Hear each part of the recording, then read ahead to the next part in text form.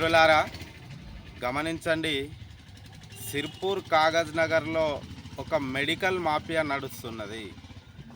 ఎందుకు medical mafia నడుస్తుంది అంటే విచ్చలవిడిగా సిర్పూర్ కాగజ్ నగర్లో హాస్పిటళ్లకు పర్మిషన్స్ ఇచ్చి పేద వర్గాలు ఉన్నటువంటి సిర్పూర్ నియోజకవర్గంలో హాస్పిటళ్లకు పోతే బిల్లులు దండుకుంటూ సరైన ట్రీట్మెంట్ లేకుండా ప్రాణాలు తీయడం జరుగుతుంది. మొన్న రీసెంట్గా చూసుకుంటే గురుట్పేటలో తిరుపతి అనే అబ్బాయికి అపెండిక్స్తో మరణించడం జరిగింది. అది షణ్ముఖ హాస్పిటల్ యొక్క వైఫల్యం వల్లనే.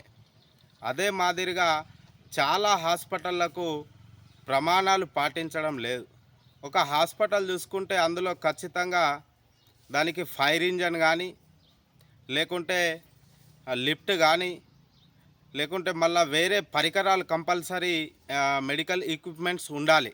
కానీ ఎటువంటి ప్రమాణాలు చూడకుండా district medical health welfare family welfare ఆఫీసర్లు వీళ్లకు విచ్చలవిడిగా పర్మిషన్స్ ఇచ్చి ప్రజల యొక్క ప్రాణాలతో చిలగాటమాడుతున్నారు. ఈ వ్యవస్థను ఖచ్చితంగా డిఎం అండ్ హెచ్ఓ గారు గమనించాలి. ఈ వెల్ఫేర్ ఆఫీస్ వాళ్ళు ఎవరైతే ఉన్నారో వచ్చి వీళ్ళు ఎంక్వైరీ చేయాలి. సరైన ఎక్విప్మెంట్స్ ఉన్నాయా, బెడ్స్ ఉన్నాయా, మల్టీ స్పెషాలిటీ హాస్పిటల్ ఉందా, సూపర్ స్పెషాలిటీ హాస్పిటల్ ఉందా, లేకుంటే సింగిల్ బెడ్ హాస్పిటల్ ఉందా, వీళ్ళు ఎటువంటి పర్మిషన్స్ ఇచ్చారు, ఇవన్నీ వీళ్ళు తనిఖీ చేయకుండా విచ్చలవిడిగా హాస్పిటళ్లకు వీళ్ళు పర్మిషన్ ఇచ్చి ప్రాణాలతో చిలగాటమాడుతున్నారు. ఎటువంటి ట్రీట్మెంట్ రాని, ఎక్స్పీరియన్స్ లేనటువంటి, కొత్తగా మెడికల్ కంప్లీట్ అయినటువంటి విద్యార్థులతోని పర్మిషన్స్ తీసుకొని వీళ్ళు ఇక్కడ హాస్పిటల్స్ పెట్టి పేద తరగతి వాళ్ళ యొక్క డబ్బులను కొల్లగొడుతూ ప్రాణాలతో చిలగాటమాడుతున్నారు. ఇది ప్రభుత్వ వైఫల్యమా లేకుంటే అధికారుల వైఫల్యమా తెలియడం లేదు.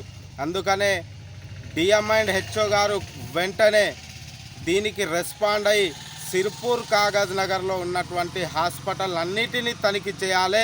సరైనటువంటి ఎక్విప్మెంట్స్ ఉన్నాయా, ఫైర్ ఇంజన్ పోయేటటువంటి జాగా ఉన్నదా, లేకుంటే అక్కడ క్వాలిఫైడ్ డాక్టర్స్ ఉన్నారా, లేకుంటే అక్కడ ఎటువంటి ట్రీట్మెంట్ అందిస్తున్నారన్నది వీళ్ళు ఖచ్చితంగా సెర్చ్ చేసి వాళ్ళ యొక్క హాస్పిటళ్లను ఏదైతే ప్రమాణాలు పాటించని హాస్పిటల్స్ ఉన్నాయో వాటిని అందరినీ సీజ్ చేయాల్సిందిగా పెద్ద ఎత్తున డిమాండ్ చేస్తున్నాం.